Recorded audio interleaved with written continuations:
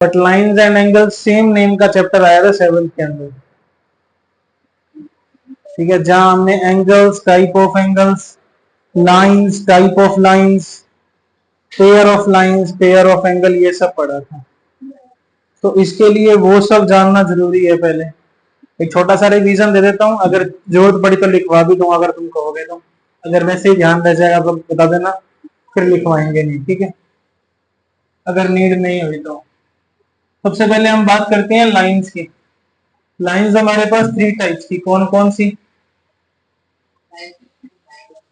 Line, रे and line segment. Line कौन सी होती है? जो दोनों तरफ जिसको जितना चाहे उतना बढ़ा लो, ठीक है, उसे क्या बोलते हैं? लाइन। रे क्या होती है? जिसका एक तरफ फिक्स पॉइंट होता है और एक तरफ बढ़ सकती है। और लाइन सेगमेंट जिसको दोनों तरफ फिक्स पॉइंट होते हैं, उसे हम क्या बोलते हैं? Line segment. ये तो हो गए लाइंस के टाइप। और अगर हम एंगल्स के टाइप देखें तो एंगल्स में कौन कौन से टाइप है? पहला एंगल टाइप होता है 0 डिग्री, 0 एंगल, इसकी वैल्यू कितनी होती है? 0 डिग्री। दूसरा एंगल आता है, second type of angle is acute angle, ये कितना होगा? Less than 90 degree, okay. और third type of angles are obtuse angle, greater than 90 and less than 180,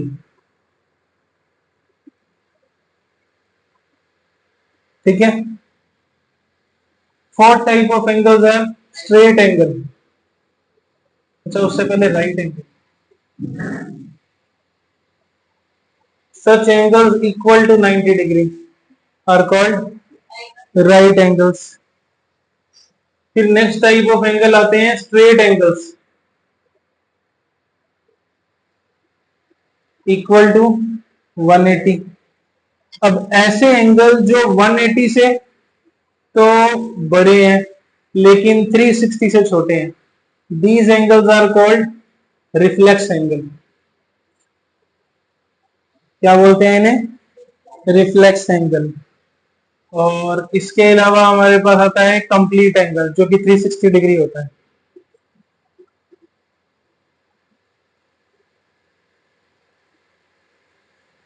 ये होता है कंप्लीट एंगल। ये टाइप ऑफ लाइंस और टाइप ऑफ एंगल्स पहले पढ़े हुए हैं। Pair of angles, pair of angles में पहला पेयर आता है कॉम्प्लीमेंट्री एंगल्स, ऐसे एंगल्स जिनका सम क्या हो? 90 डिग्री, जिनको प्लस करने पे क्या है? 90। एग्जांपल के लिए 20 प्लस 70 कितना होता है? 90। These are complementary to each other. 20 70 का कॉम्प्लीमेंट्री है, 70 20 का कॉम्प्लीमेंट्री है, ठीक है। दूसरा टाइप आता है सप्लीमेंट्री एंगल्स, और ऐसे एंगल जिनका सम इज 180 डिग्री। एग्जांपल के लिए 110 एंड 70 देखो एक दूसरे के सप्लीमेंट्री है, इनका सम क्या है? 180 है, ठीक है। तीसरा टाइप जो आता है वो है हमारे पास एडसेंट एंगल। थर्ड टाइप है एडसेंट एंगल, ऐसे एंगल जिनके अंदर एक आर्म और एक वर्टेक्स कॉमन हो। अब यहाँ पे देखो ये दोनों एंगल है ए बी सी डी, तो जो एंगल ऐसे लो इसको ए बी सी, अब यहां देखो angle A B C and angle A B C D, ये दोनों एंगल क्या है? दोनों के अंदर देखो एक आर्म कॉमन है, कौन सी? बी सी, और ये बी वर्टेक्स दोनों के पास है। ऐसे दो एंगल जिनमें एक आर्म और एक वर्टेक्स कॉमन हो, उन्हें हम क्या बुलाते हैं? एडजेसेंट एंगल्स, ठीक है। और फोर्थ टाइप हमारे पास लास्ट आता है लीनियर पेयर। लीनियर पेयर क्या होते हैं? जब कोई दो एडजेसेंट एंगल सप्लीमेंट्री भी हो जाए, जैसे ये और ये ए बी सी डी। अब अगर मैं angle A B C and angle B C D की बात करूंगा, तो ये दोनों एंगल देखो मिला के क्या बना रहे हैं? 180, और दोनों में एक आर्म और एक वर्टेक्स कॉमन भी है। अब ये एडसेंट भी है और सप्लीमेंट्री भी है, तो इन्हें हम क्या बुलाते हैं? Linear pair. अब है पेयर ऑफ लाइंस। पहला टाइप क्या बताया? Intersecting lines. तो लाइंस ऐसी जो एक दूसरे को किसी एक पॉइंट पर कट करे।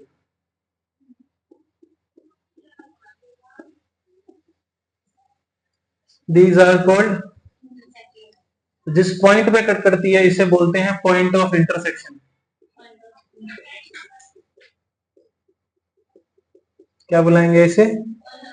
Point of intersection. और जो ये अक्रॉस एंगल बनते हैं ना, यहाँ पे देखो ये कितने एंगल बन रहे हैं यहाँ पे, इसको one angle number 1, angle number 2, angle number 3, angle number 4, 4 angle बनते हैं।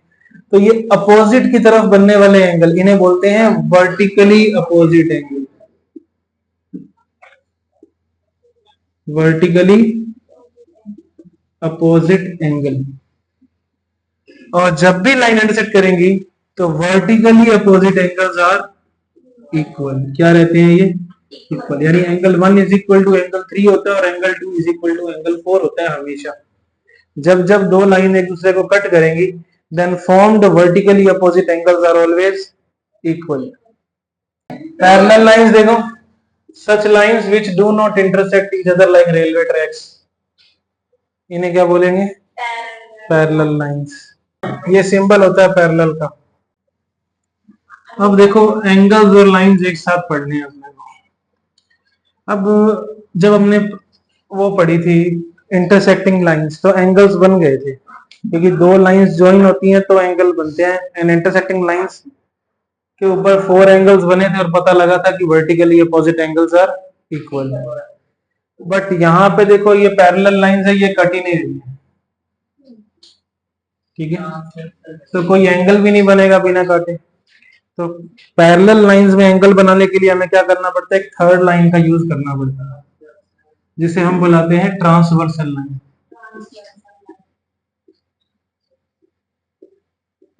ठीक है? सो देयर आर 8 एंगल्स, इस तरह से बनेंगे यहाँ पे 8 एंगल्स। ठीक है? अब ये एंगल्स एक दूसरे से रिलेट करते हैं अगर लाइंस पैरेलल है तो। ये लाइन L नेम दिया, इसको M नेम दिया, इसको N नेम दिया। यहाँ पे if L is parallel to M, तो इन एंगल्स के बीच में कुछ रिलेशन होते हैं जो हमें निकाल के देने हैं। ठीक है? First type of relation is called corresponding angle.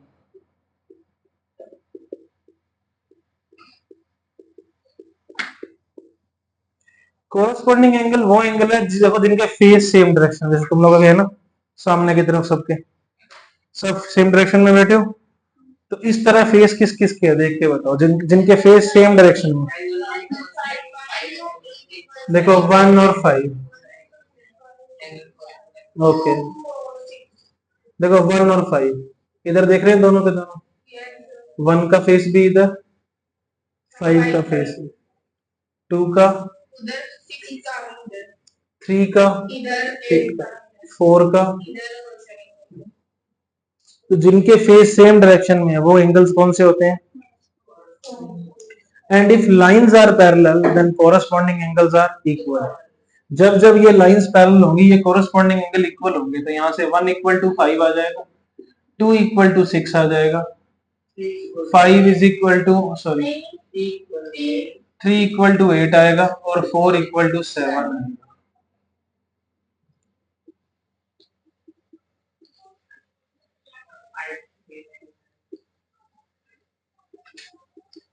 Second type of angle आते हैं ऑल्टरनेट एंगल। अब ऑल्टरनेट एंगल दो तरह के, कौन कौन से? इंटीरियर और एक्सटीरियर। अब इंटीरियर एक्सटीरियर का बाउंडेशन क्या है? देखो यहाँ पे ये जो है ना, देखो ये दोनों एंगल, ये दो लाइंस है, इन दोनों के बीच में कौन से बन रहे हैं एंगल? 3, 4, 6, 5। ये लाइन जिनको बाउंड कर रही है यहां से ये वाले एंगल, ये क्या है? Interior angle. और जो बाहर बच गए ये क्या है? एक्सटीरियर। अब इन पे क्रॉस बना तो देखो 3 और 6 इंटीरियर अल्टरनेट, 4 और 5 इंटीरियर अल्टरनेट। ये बाहर की तरफ है तो 2 और 8 एक्सटीरियर अल्टरनेट, 1 और 7 एक्सटीरियर अल्टरनेट, ठीक है। तो इंटीरियर में कौन कौन आया, 4 एंड 5, और अगर लाइंस पैरेलल है तो अल्टरनेट एंगल भी क्या होते हैं, equal. 4 equals to 5, 6 equals to 3, इधर से 2 is equal to 8, 1 equal to 7, ठीक है। नेक्स्ट टाइप आता है हमारे पास, तो ये रिलेशन इक्वल नहीं होंगे, कोरस्पॉन्डिंग तो होंगे लेकिन इक्वल नहीं होंगे, अल्टरनेट तो होंगे लेकिन इक्वल नहीं होंगे, ठीक है। से मतलब इनको बुलाएंगे कि अल्टरनेट एंगल है बट ये इक्वल नहीं होंगे एक दूसरे के। अगर लाइंस पैरेलल, बीच में इक्वालिटी कॉमा लग जाएगा, 4 and 5 are alternate to each other but they are not equal, ठीक है ना। तो अल्टरनेट तो है ये, ऐसे क्रॉस में तो बन रहे हैं, लाइंस पैरेलल नहीं है तो इक्वालिटी नहीं होगी इनमें। इक्वालिटी कब होगी, जब पैरेललिटी आएगी, जब L is parallel to M होगा। Third type of angle is same side of transversal angle, same side of transversal angle.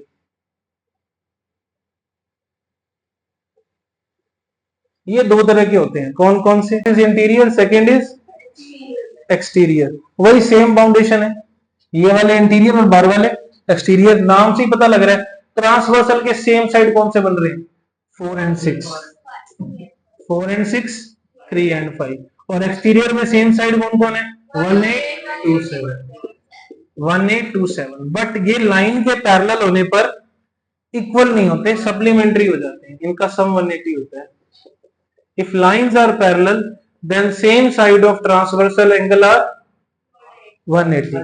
सिर्फ इंटीरियर एंगल को को इंटीरियर एंगल भी बोला जाता है, क्या बोलते हैं, same side of interior angles को क्या बोला जाता है, को इंटीरियर एंगल भी बोला जाता है, और same side of transversal exterior angle को को एक्सटीरियर एंगल भी बोला जाता है। तो ये अगर बात कर रहा है तो ध्यान रखना है कि ऐसा वर्ड आए तो इन्हीं की बात हो रही है। फोर्थ टाइप, हाँ यहाँ कर लो चलो। फोर्थ टाइप क्या होता है, वर्टिकली अपोजिट एंगल। वो क्या होता है, जब भी क्रॉस बनता है, तो देखो अपने आप में ये दोनों कैसी लाइंस है, इंटरसेक्टिंग, तो क्रॉस में क्रॉस बनने वाले एंगल्स क्या होते हैं, equal bye vertically opposite angle. तो 1 इक्वल टू 4, 2 इक्वल टू 3, ठीक है। और इधर से भी ये क्रॉस हो रहा है तो 5 is equal to 7, 6 is equal to 8, but इसके लिए पैरेलल होना कंपलसरी नहीं है, ठीक है ना। इन तीनों के लिए पैरेललिटी होगी तो ये इक्वालिटी आएगी, इसके लिए पैरेलल कंपलसरी नहीं है। ये जहां भी लाइंस कटेंगी vertically opposite angles are equal. तो अब ये स्टेटमेंट ध्यान रखनी है कि vertically opposite angles are always equal. If lines are parallel then corresponding angles are equal, alternate angles are equal, same side of transversal angle are supplementary, and vice versa is also true. Vice versa means इसका उल्टा भी true है कि if corresponding angles are equal then lines are parallel, if alternate angles are equal then lines are parallel, if same side of transversal angle are supplementary then lines are parallel। तो इधर से इधर भी true है और इधर से इधर भी ट्रू है स्टेटमेंट।